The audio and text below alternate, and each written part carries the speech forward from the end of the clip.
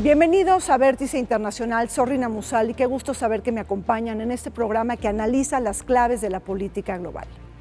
El día de hoy les presentamos un programa especial, la partida de la reina Isabel II de Inglaterra y soberana de 14 países, un hecho que ha conmocionado al Reino Unido y a la comunidad internacional.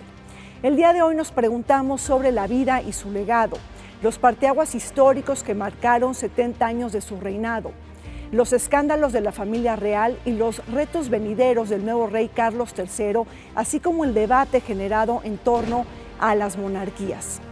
Les pido por favor que me acompañen.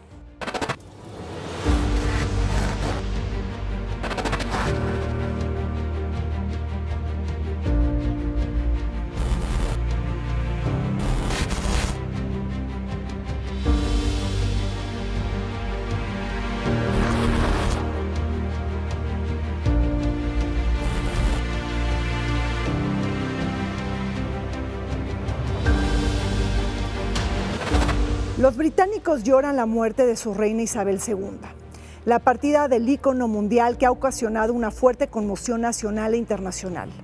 La llamada Reina de Reinas fue testigo de la evolución de los pasajes históricos más relevantes y trascendentes de la segunda mitad del siglo XX y primeras décadas del siglo XXI.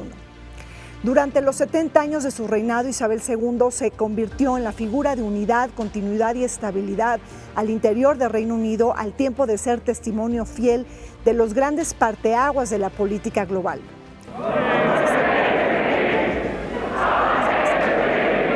Antes de ser coronada reina, ella vivió los horrores de la Segunda Guerra Mundial y luego como monarca testiguó la Guerra Fría, la crisis del Canal de Suez, la descolonización de África y el Caribe, la caída del Muro de Berlín, el 9/11 en Estados Unidos y el ingreso y la salida del Reino Unido de la Unión Europea, así como la pandemia, entre otros grandes revuelos internacionales.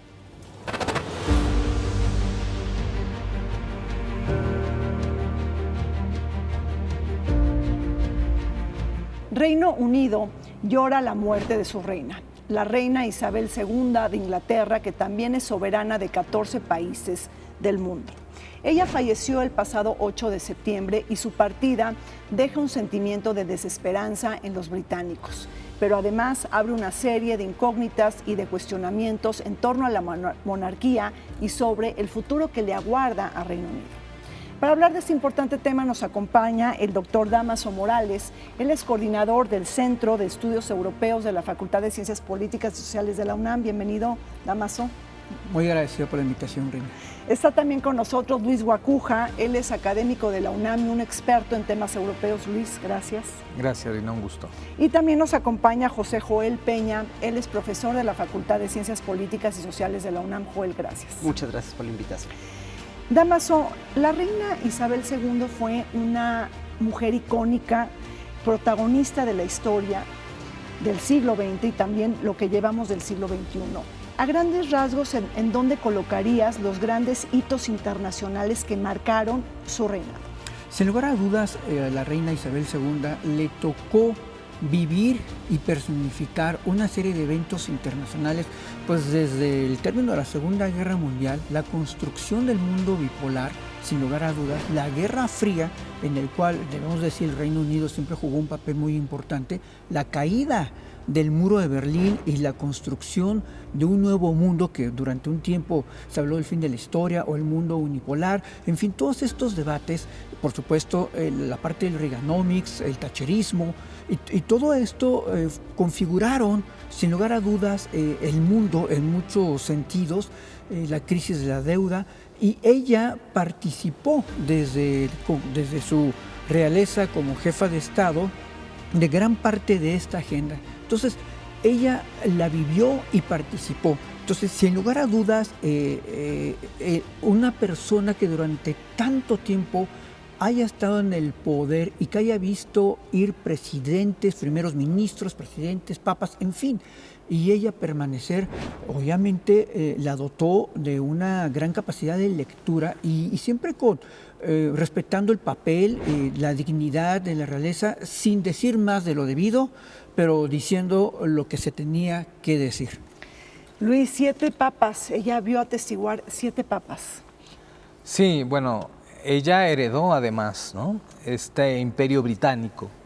Ella heredó el Reino Unido del siglo XIX, ¿no?, este dominio que pasaba por todos los rincones del planeta, ¿no?, la India, ¿no?, en América, en Europa, en fin, ese imperio británico, tantas colonias, ¿no?, India incluida, en fin, y todo el tránsito después de lo que ocurrió, ¿no?, ese hito monárquico que le tocó no solo personificar, sino vivir en esta transición a lo largo de 70 años de reinado, donde el mundo ha ido cambiando, ¿no? Ahora la pregunta será, este nuevo mundo, ¿no?, es acorde a ese reinado, ¿no?, o lo que hereda, ¿no?, a su hijo, pero evidentemente los grandes hitos en cuanto al dominio del Reino Unido, de la Gran Bretaña, Irlanda del Norte y todos los países de la mancomunidad de naciones, con estos distintos y muy diferenciados estatus, ¿no?, colonias, semicolonias, estados semi-independientes, o aquellos que son independientes pero tienen como jefa de Estado a la realeza británica, un espacio incluso en algunos parlamentos como el canadiense, donde hay un asiento para el rey o la reina, ¿no?, como jefa de Estado, como jefe de Estado ahora, ¿no? ¿Qué va a pasar? Esa quizás es la pregunta con toda esta herencia que es muy rica, digamos, y en un sentido histórico y sobre todo en un sentido identitario para los británicos, cuando menos para la gente de Londres, ¿no? Joel, efectivamente una reina que traspasa fronteras, nacionalidades, religiones, hasta ideologías. ¿Qué piensas? Pues coincido con lo que han dicho hasta el momento. Para mí son varios momentos los que vivió la reina Isabel II que marcaron su reinado y que ella protagonizó, ¿no? Porque es importante reconocer que es un personaje histórico de nuestra historia, ¿no? Desde la descolonización en África, por ejemplo, o cuando se independizaron ahora estados que formaban parte de la Mancomunidad de Naciones, la crisis económica y financiera, hasta la pandemia, ¿no? Le tocó a la reina que, si bien ya tenía un papel menos protagónico por su estado de salud, pues ella continuaba siendo la soberana, ¿no? Y si bien es cierto es que su hijo, ahora el rey Carlos III, comenzó a sustituirla en muchos eventos oficiales, pues era ella quien llevaba la batuta, ¿no? Entonces son muchos los momentos en los que ella participa, que a ella le toca atestiguar y de algún u otro modo tener una injerencia. De hecho, hay muchas y muchos analistas que la ven como una promotora de la paz, aunque hay también quienes recuerdan que no deja de ser la soberana de un estado que fue imperio, ¿no? Y que también tuvo mucha injerencia en el desenvolvimiento del mundo en los términos actuales. Hong Kong, la India, como ya lo mencionaba Luis, y bueno, todos los 14 estados de los cuales sigue siendo ahora el rey Carlos III jefe de Estado, ¿no? Y que van a comenzar a buscar su independencia. Antigua y Barbuda lo acaba de anunciar hace poco, ¿no? El interés de presentar un referéndum para independizarse y ser un Estado, digamos, ya independiente de esa mancomunidad de naciones. Sí, y lo proponen para hacer este referéndum en el 2025. Pero bueno, y hablando de todos estos pasajes de la historia, Dámaso, vio la reina pasar a 14 presidentes en Estados Unidos, desde Truman hasta Biden. Pero en términos de geopolítica global, tuvo una mirada muy clara sobre lo que es Occidente, es decir, reforzar esta alianza transatlántica. ¿Estás de acuerdo conmigo en ese sentido? Sin lugar a dudas, y hay que decirlo también con claridad, más allá de esta tolerancia religiosa que incluye también a la visión musulmana, la reina se asentó de una manera clara sobre la religión cristiana occidental, y es curioso que también el rey ahora, Carlos III, en su discurso inaugural hiciera hincapié también en la pluralidad religiosa, pero más hincapié en la cuestión de la religión cristiana occidental, de la cual ellos se nutren y tienen valores. En este sentido, y sin lugar a dudas, en esta mancuerna del Reino Unido con los Estados Unidos desde los 80, desde la invasión a las Malvinas, que Reino Unido se alió de alguna manera o apoyó a Estados Unidos de manera más clara, tenemos esta configuración del mundo, ¿no? Que pudiéramos decir occidental, anglófono de alguna forma, y que suma el Reino Unido, más allá de que dejó de ser el imperio clásico, suma a toda esta Commonwealth, a toda esta comunidad, digamos, de naciones que siguen viendo en el Reino Unido pues esta idea de valores, de ejemplo, de alianzas estratégicas. Recordemos el AUKUS también, ¿no? El AUKUS. Sí, exactamente, que es una forma de esta reconfiguración precisamente de estas alianzas occidentales, militares, culturales, sin lugar a dudas. Y esto, estoy seguro, lo vamos a seguir viendo precisamente en este nuevo reinado de Carlos III. Ahora hemos hablado de muchísimas cosas, pero también la reina cruzó la brecha tecnológica, es decir, hemos hablado de las crisis económicas, financieras, ella vio pasar a diferentes conflictos internacionales, guerra, pero ella se sube rápido, Luis, al tren de la tecnología. Sí, sí, porque fue una monarca muy activa, ¿no? Dio 42 vueltas al mundo, ¿no? Después haremos la cuenta de la huella de carbono, pero eso habla, o sea, de la presencia, de la actividad de ella, ¿no? Ahora vemos al rey Carlos III mermado en su salud, ¿no? Se le ve disminuido, ¿no?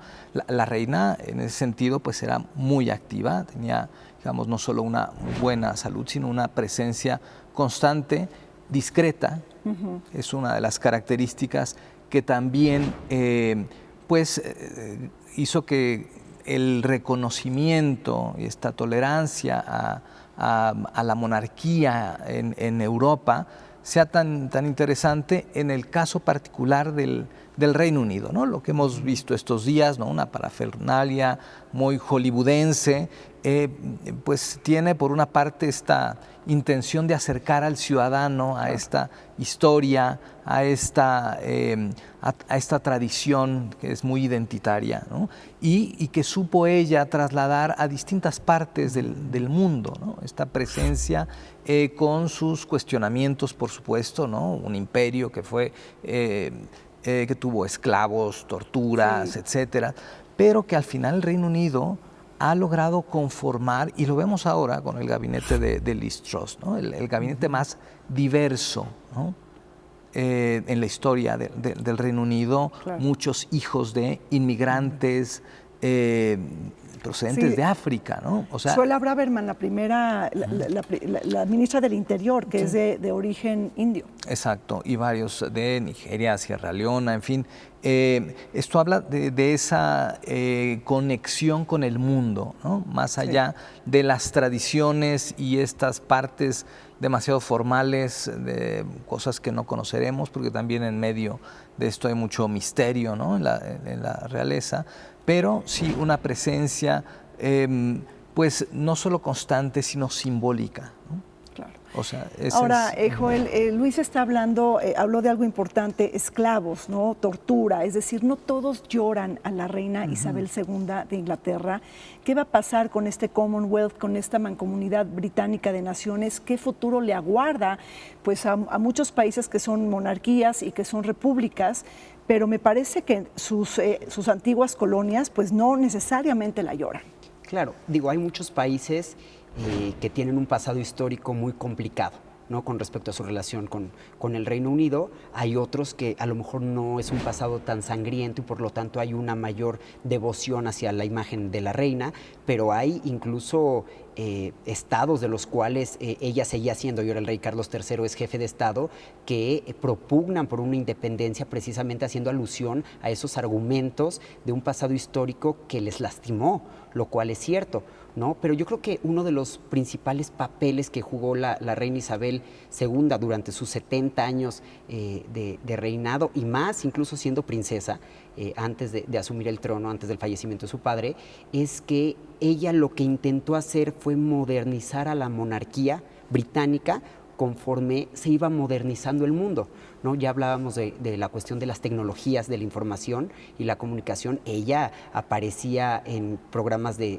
televisión, bueno, en los mensajes que daban a través de la televisión, y eran momentos muy, muy esperados, incluso ya con una edad muy avanzada, cuando fueron los Juegos Olímpicos, realizó una especie de sketch, una parodia con el personaje ficticio James Bond, ¿no? Con Daniel Craig, o sea, hizo un sketch donde ella participó, ¿no? No fue un doble, fue ella, ¿no? Entonces, digamos que de alguna forma ella lo que trató de hacer es modernizar la monarquía para garantizar una permanencia y heredarle a su hijo, en este caso ahora al rey Carlos III, una institución, digamos, públicamente sólida, ¿no? Que le permita tener un mayor margen de acción para garantizar una continuidad, ¿no? Y no solo al interior del Reino Unido, sino como parte de la mancomunidad de naciones.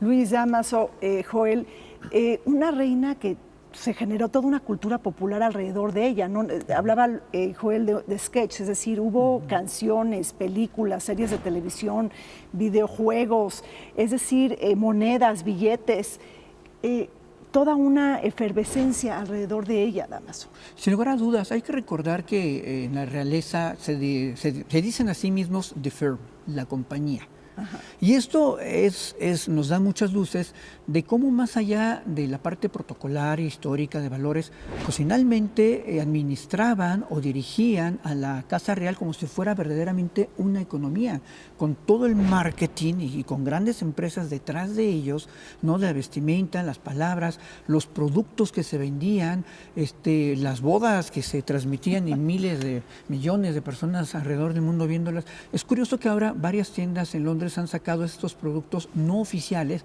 conmemorativos, bueno, hace una alusión precisamente a la reina Isabel II, pero que sin lugar a dudas forma parte de este marketing, y estamos esperando a ver cuáles son los oficiales, ¿no? Su cadena BBC oficial, todo muy controlado y con un marketing realmente que es una verdadera institución que, más allá de las críticas que sí se le hacen, de que si son gusanos que viven de los impuestos, también hay que ver la otra parte de cuánto generan por venta de productos y de programas y de todo esto, y es un dineral, realmente. Luis.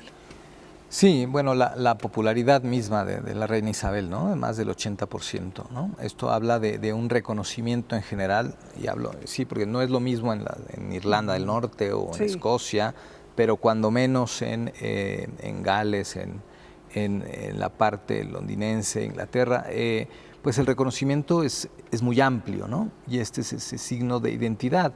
Otro dato curioso es que el 85% de los británicos, el 85% solo conocieron a un monarca, a la reina Isabel. Entonces es un ícono, ¿no?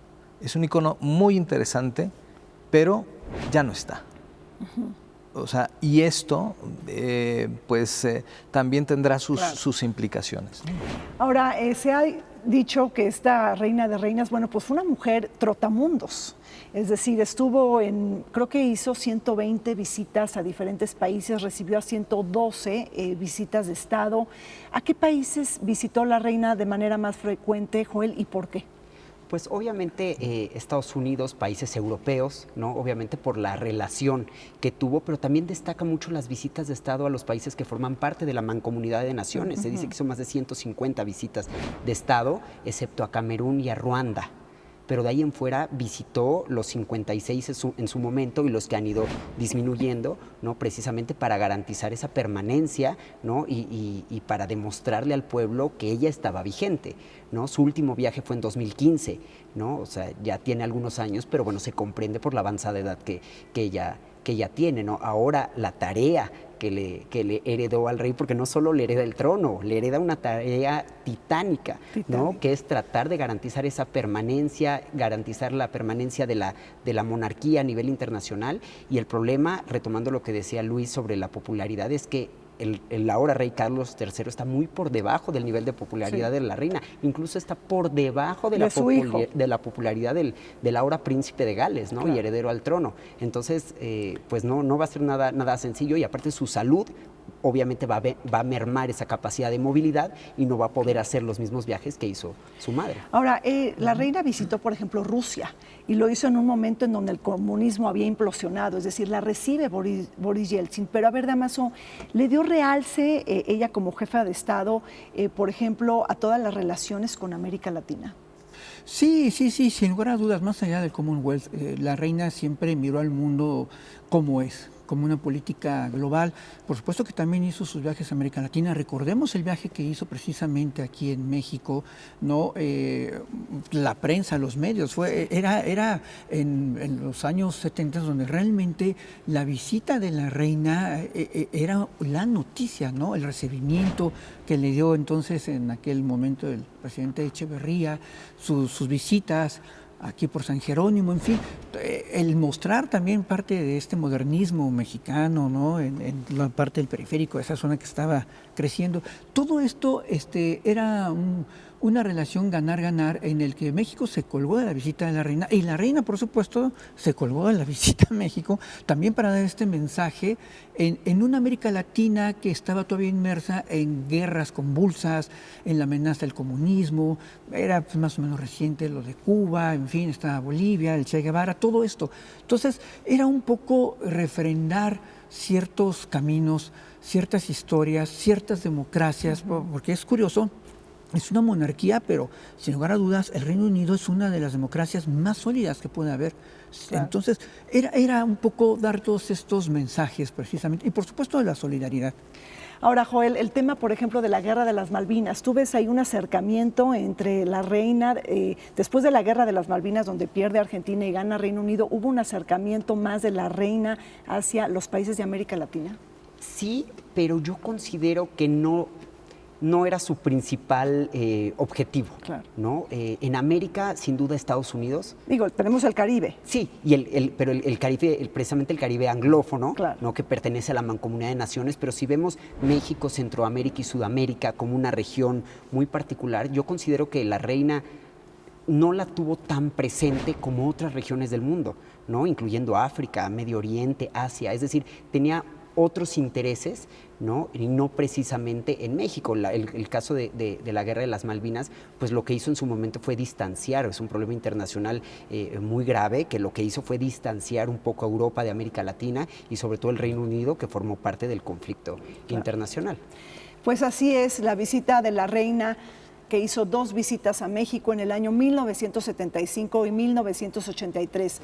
La primera de ellas en los años 70 bajo la presidencia de Luis Echeverría, y esos eran días y épocas de la Guerra Fría y del mundo bipolar, y sobre todo de una intención de México de encabezar el tercer mundo. Volvemos, no se vayan.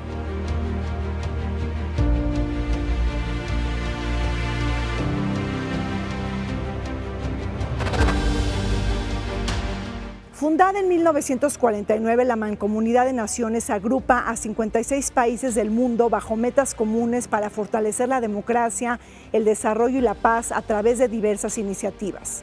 Salvo Ruanda y Mozambique, los miembros de la Mancomunidad comparten lazos históricos con el Reino Unido, poniendo de manifiesto la unión política entre ellos. Además, 14 de los países miembros son monarquías parlamentarias que tienen a Carlos III como jefe de Estado, quien a su vez funge como jefe de la Mancomunidad.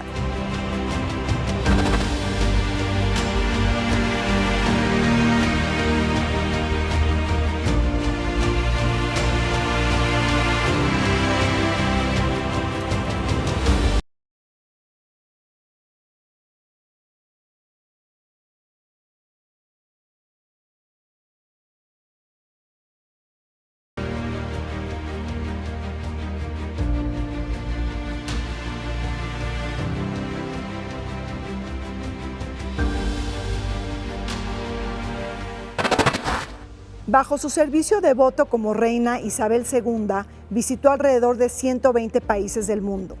Como jefe de Estado y soberana de otros 14 países independientes, logró edificar un estandarte de reinos, gracias a la Mancomunidad de Naciones conformada ahora por distintas repúblicas, como el caso de la India, Malta o Sudáfrica. Inclusive Barbados, reino de la Mancomunidad Británica, desde 1966 dejó de serlo el pasado 30 de noviembre del 2021. Precisamente bajo esta unión se establecieron monarquías constitucionales teniendo al monarca británico como jefe de Estado y símbolo protocolario. Después de distintos parteaguas históricos que acompañaron el proceso de descolonización de África y el Caribe, la reina Isabel favoreció una asociación libre de naciones. Ahora Carlos III sucederá a la reina como líder de la Mancomunidad de Naciones.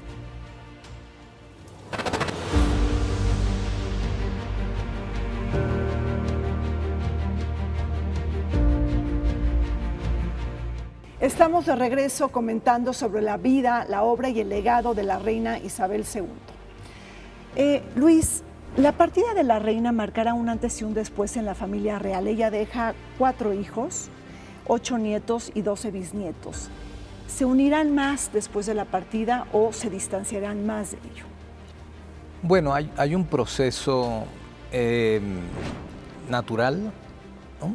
Y otro histórico, ¿no? Proceso natural que se ve en distintas monarquías. Ya, digamos, todavía ella era de esa generación que se casaba con alguien de la familia real, ¿no? Recordemos que las familias reales en Europa están conectadas, ¿no? Ahora ya no, ¿no? Ahora ya, digamos, los príncipes y tal se casan con plebeyas y tal, ¿no? Entonces esto va, digamos, se va disolviendo de alguna manera, de manera natural.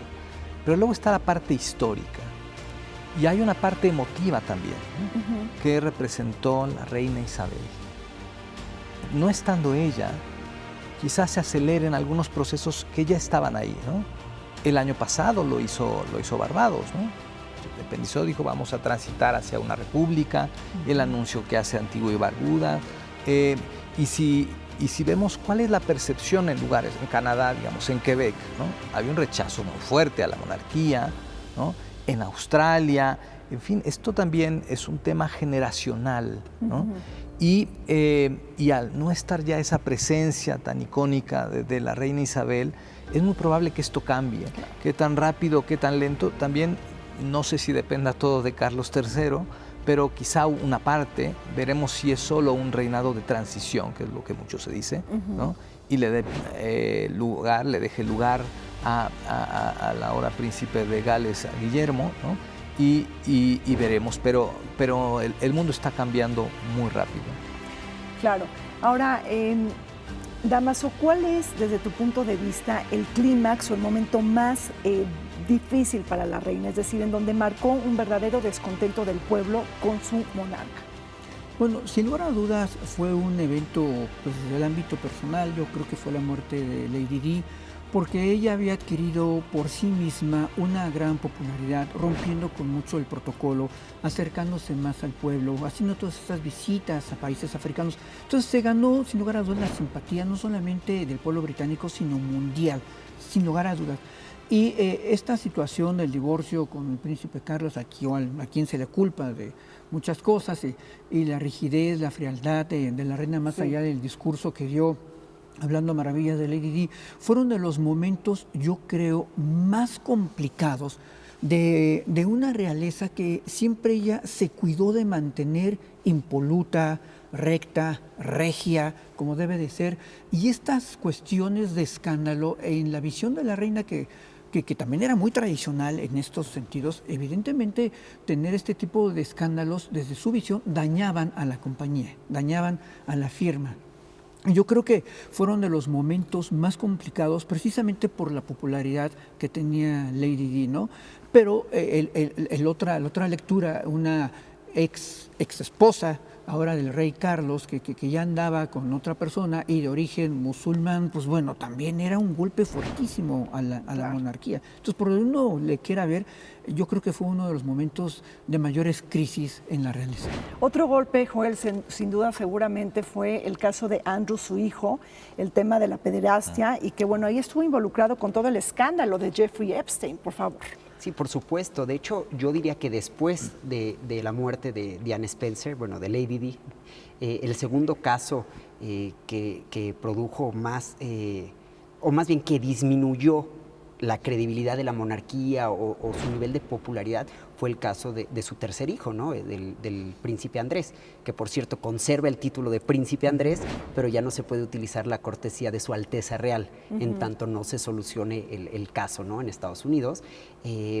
Pero sin duda creo que fue algo que se trató con mucha discreción, a pesar de los medios de comunicación y de la presencia mediática que tiene la monarquía, que lo que hace en un segundo, al siguiente segundo se sabe, se trató con mucha más cautela que, por ejemplo, la muerte de Diana. No generó el mismo nivel de intriga o de curiosidad por parte de la población mundial. ¿Por qué? Porque no era lo mismo Diana de Spencer, el nivel de popularidad que Damaso bien dijo que ella misma se había ganado, comparado con el príncipe Andrés, ¿no? Que siempre estuvo a la sombra del príncipe Carlos. Bueno, y no podemos dejar de hablar del nieto Enrique, ¿no? Que se casa con Meghan, esta actriz estadounidense, y que se aleja de la monarquía, Luis. Sí, totalmente, se va a vivir a Estados Unidos. Algo que no se dice es que la popularidad de él, del príncipe Henry, es mucho mayor que la de su hermano, ¿no? Es alguien pues más desenfadado, que conecta mejor con las nuevas generaciones, ¿no? Y esta parte también es muy importante, ¿no? Porque las nuevas generaciones son también los nuevos votantes y los nuevos pagadores de impuestos, ¿no? ¿Qué representa la monarquía para ellos, ¿no? En este mundo no solo tan cambiante, sino tan lleno de amenazas a la seguridad, a la paz, pero también a la democracia, ¿no? Donde pues ha habido personajes, bueno, como el propio Boris Johnson, ¿no? Después del Brexit, la factura que están pagando los británicos con el Brexit, bueno, pues si antes no miraban al bolsillo, ahora lo harán seguramente. Ahora, hablando de estos momentos tan difíciles para la reina Damaso, ¿cómo ella reacciona ante el Brexit? Digo, sabemos que ella es una mujer mesurada, que no es jefe de gobierno, es jefe de Estado, pero ¿qué posición tomó hacia el Brexit, aunque sea de manera interna?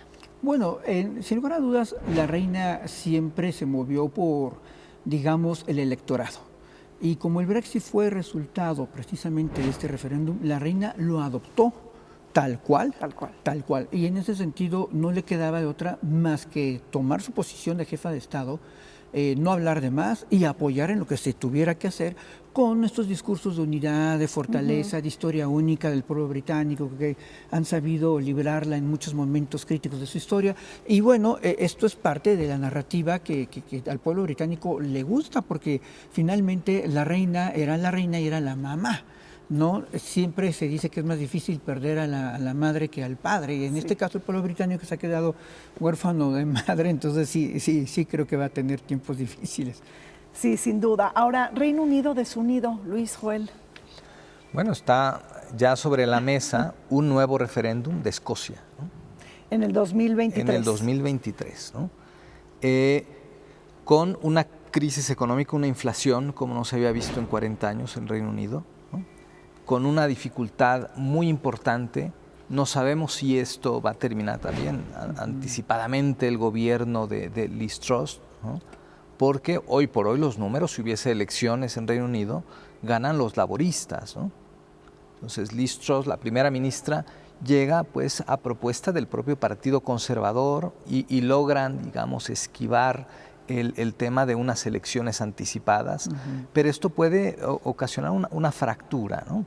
Hoy por hoy, a diferencia del 2014, no hay tanta aprobación a la independencia en Escocia, hoy por hoy, pero mañana no sabemos, ¿no? Y si el descontento, sobre todo por la situación económica, crece, pues esto puede cobrar una factura que también la reina Isabel era un símbolo de unidad y esto le favorecía mucho al gobierno en turno, ¿no?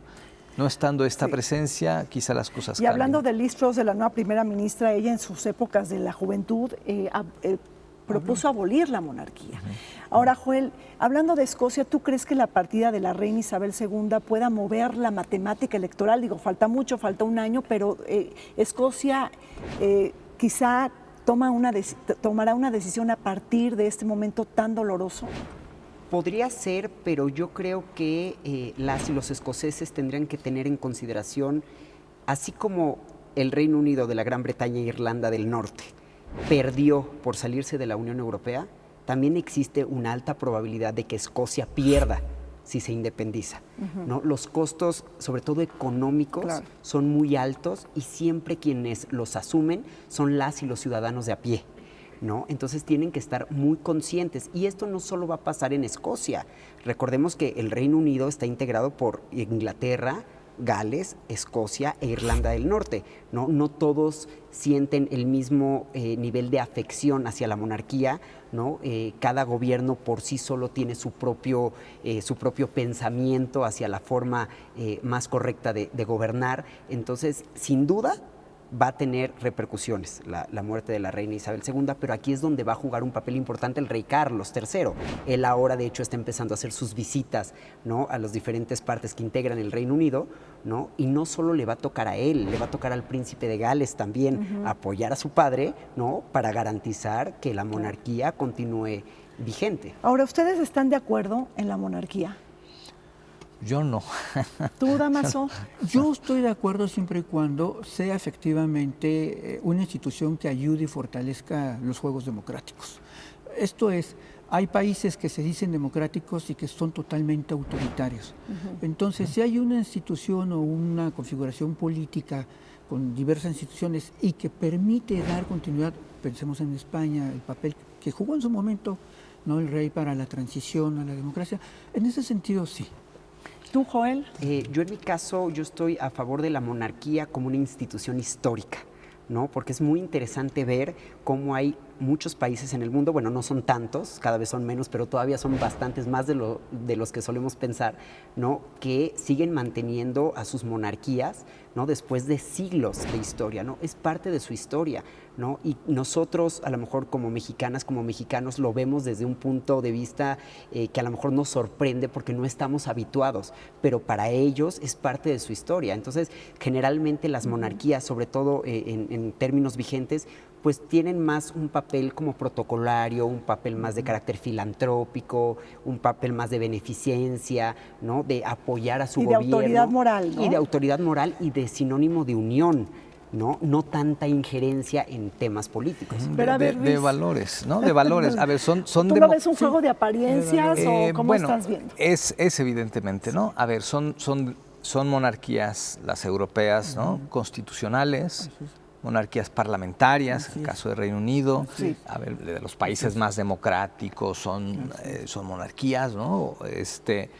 Suecia, Noruega, Dinamarca, ¿no? Pero sí es esa recolección y representación de valores, ¿no?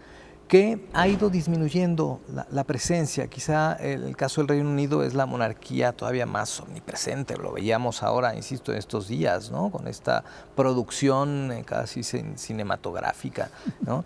Pero evidentemente, ¿quién los eligió, ¿no? O sea, claro, son es puestos nada más hereditarios, ¿no? Exactamente. No son elegidos. ¿no? Exacto. Y cuando ciertos elementos se van fracturando, pues ahí tenemos el caso de España, ¿no? Claro. Donde ahora la monarquía es un lastre, ¿no? Un lastre importante, no solo por todos los escándalos del rey Juan Carlos, sino, bueno, pues ahí estuvo también su yerno o exyerno, pero también su hija, y bueno, los escándalos en temas de desvíos de dinero, en fin, y la muy pobre digamos, actuación de su hijo, ¿no? Felipe VI no ha sabido, ¿no?, mantener, digamos, el prestigio, entre comillas, de la realeza. Es cierto que en México, pues somos, yo digo que antimonárquicos por doble vía, ¿no? O sea, por la conquista, pero también por el exilio republicano, ¿no? O sea, digamos, es esta antítesis, ¿no?, de la democracia en un sentido importante. Por eso se han mantenido, y la discreción es sumamente importante en las monarquías, mantenerse lejos de los escándalos, porque cuando esto se hace visible, entonces el ciudadano de a pie sí comienza a cuestionar cuánto le cuesta, por qué le pagamos tanto, ¿no? En fin.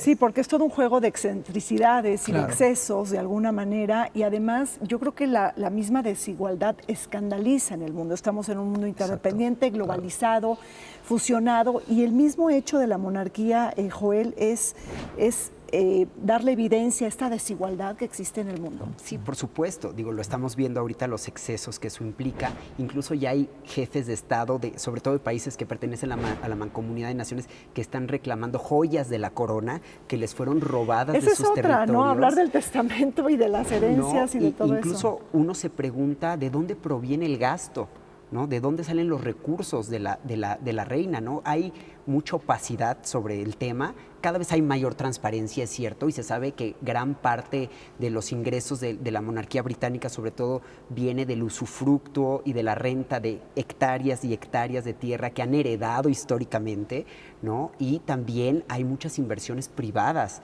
de las cuales se desconoce, que no hay tanta transparencia. Hablamos de millones y millones de euros, ¿no? Entonces, todo eso obviamente mediáticamente genera mucho escozor, sobre todo si estamos viviendo una época de pandemia, bueno, la Unión Europea una época de crisis económica y financiera desde 2008, crisis migratoria, después crisis institucional, tenemos la pandemia, ahora tenemos la crisis energética, ¿no? Que está pegando durísimo en Europa. Entonces, pues las personas, los ciudadanos de a pie se preguntan, ¿para qué mantener instituciones que son tan costosas, ¿no? Cuando nosotros no tenemos el dinero suficiente para tener una vida de calidad? Pues así es, recordemos que las monarquías parlamentarias pues tienen en su potestad esta soberanía que recae en el jefe del Estado, pero que no son jefes de gobierno, es decir, son cargos hereditarios y no elegidos. Volvemos.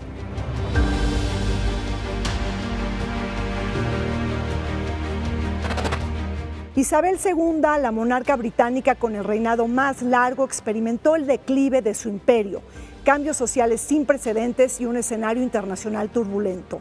Entre sus facultades, Isabel designó a 15 primeros ministros, incluyendo a 3 mujeres para formar gobiernos. Liz Truss, quien fue nombrada 2 días antes de la muerte de la reina, se convirtió en su última premier y en la primera de Carlos III. Cabe resaltar que los monarcas británicos juegan un papel ceremonial y de unidad nacional, mientras que Downing Street despacha los asuntos gubernamentales.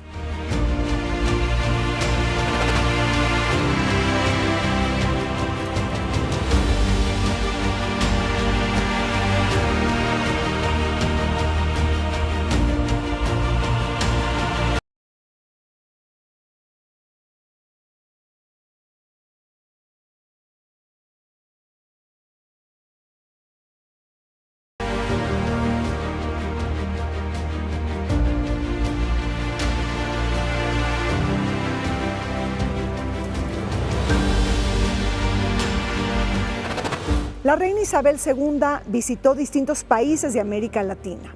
La jefa de Estado realizó giras por Brasil, Chile, Panamá y en 2 ocasiones pisó suelo mexicano, además de visitar de manera recurrente a los países miembros de la Mancomunidad Británica como Belice, Barbados, Bahamas y Trinidad y Tobago, entre otros. Fue en 1975 cuando México la recibió por primera vez bajo el gobierno del presidente Luis Echeverría. Esos eran los tiempos de la Guerra Fría, el anhelo de una política internacional independiente y no alineada a los grandes bloques capitalista y comunista que llevaron a nuestra política exterior a cristalizar el intento de encabezar el tercer mundo. Más adelante, los gobiernos de Ernesto Zedillo, Vicente Fox, Felipe Calderón y Enrique Peña Nieto visitaron el Reino Unido, donde fueron recibidos por la máxima monarca británica.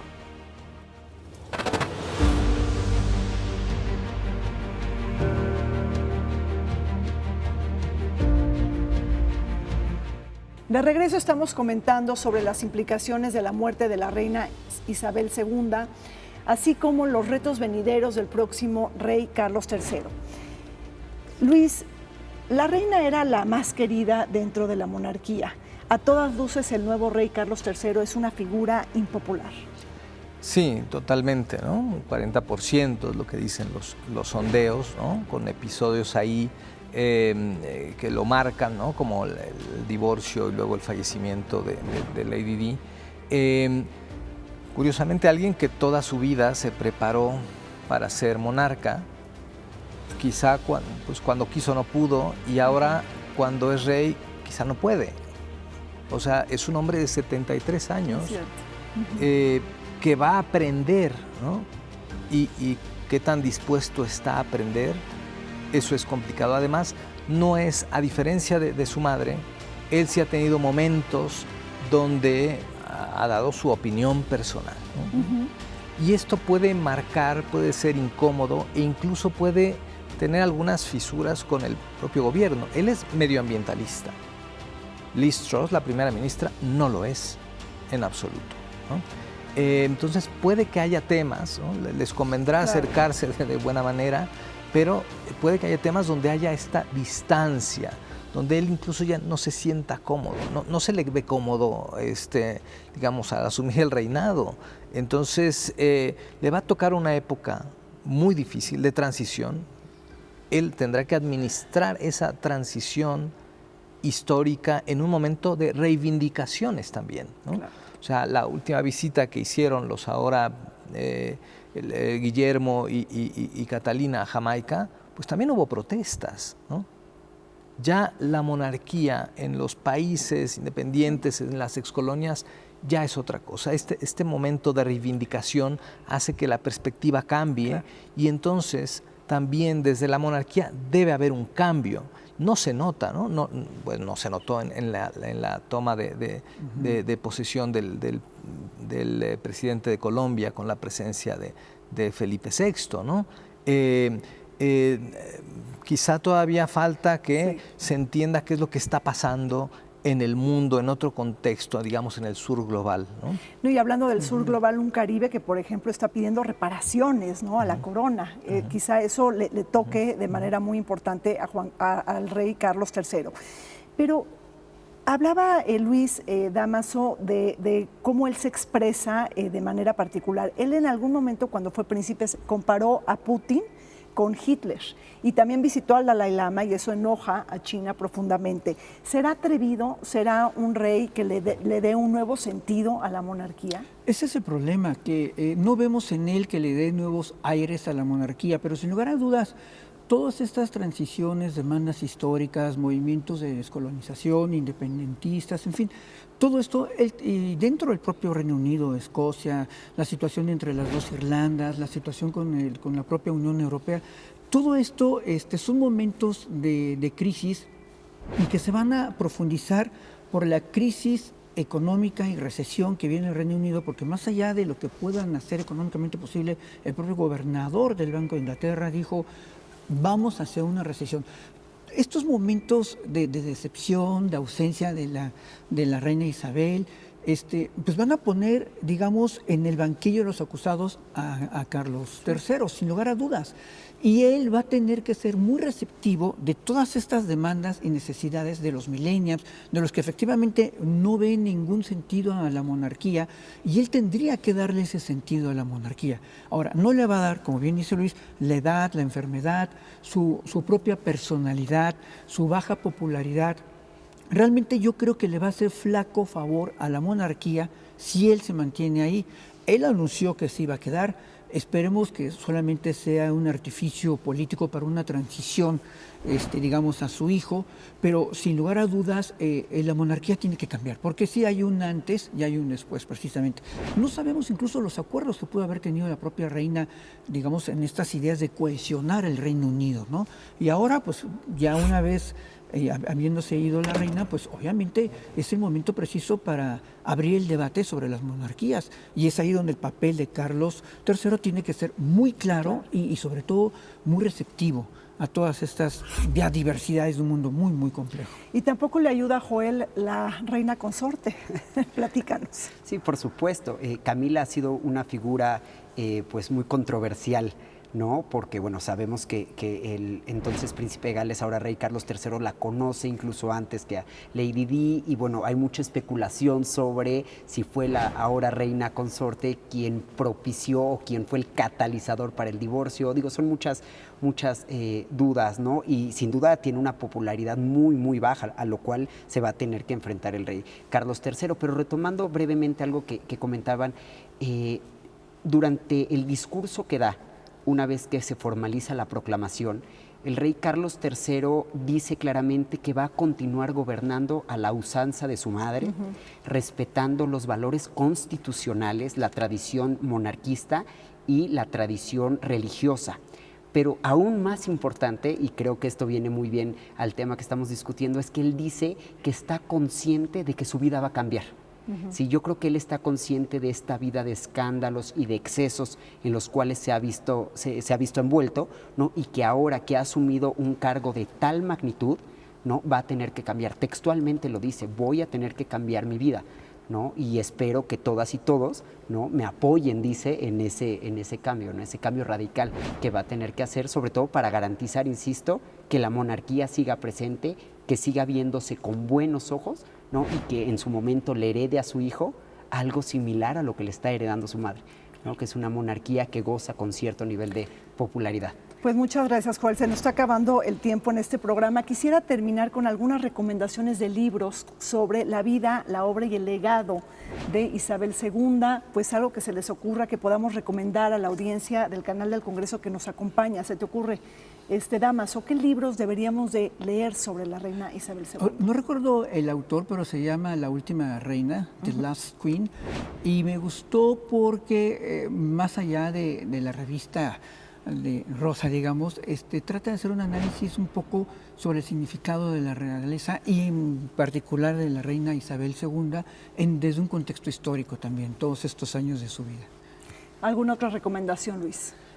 Bueno, yo recomendaría más bien alguna biografía sobre Winston Churchill, ¿no? Ajá. O sea, porque, a ver, hay cierto paralelismo en algún momento, ¿no? Un acompañamiento muy interesante en este episodio histórico, de esta transición de la reina Isabel con lo que le tocó vivir al propio Winston Churchill, ¿no? Entonces, ahí podemos ver, digamos, el otro lado, desde esa parte del gobernante que fue Winston Churchill. Claro. Pues en mi caso recomendaría que vieran las series de televisión, sin duda alguna, ¿no? Oye, ya viene la cuarta temporada. Ya viene la cuarta temporada que precisamente va a ser sí, sobre Lady Di y su fallecimiento. Sí. Hay un libro que va a salir muy pronto que es una biografía de la reina Isabel de Simón Montefiore, está por salir en estos días. Y bueno, todo lo que va a salir a partir de ahora sin duda va a tener mucha información, ¿no? De esa información que ha permanecido oculta y que ahora va a ser parte de nuestra vida. Y ahora ya no nos dio tiempo de hablar sobre esta relación muy controvertida entre Thatcher, ¿no? Y la reina, digo, será para una siguiente ocasión. Pero bueno, pues muchísimas gracias a Joel, a Luis y a Damaso por estar con nosotros en el Pleno del Senado de la República. Y bueno, y a ustedes recordar que pues hay que estar pendientes de la escena política de Reino Unido en un momento de convulsión política, la caída del gobierno de Boris Johnson, la llegada de una nueva primer ministro, Liz Truss, y todo esto en medio de una crisis económica, energética y de una guerra prolongada en Europa por la invasión de Rusia a Ucrania. Seguimos adelante en el programa, no se vayan.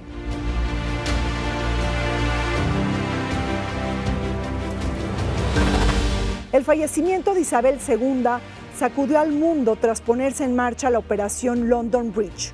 Dichos protocolos iniciaron al notificar a Liz Truss, la primera ministra, quien a su vez circuló la noticia a la mancomunidad. A su vez, los medios de comunicación anunciaron la muerte. La bolsa y los comercios cerraron en señal de respeto. Los restos de Isabel II serán llevados a la abadía de Westminster y 10 días después de su muerte se llevará a cabo su funeral con la presencia de la familia real e invitados extranjeros. Una vez que Carlos III sea coronado, el himno y el efectivo en circulación serán modificados. Se nos acabó el tiempo en Vértice Internacional. Soy Rina Musal y los esperamos todos los martes y sábados por el canal del Congreso.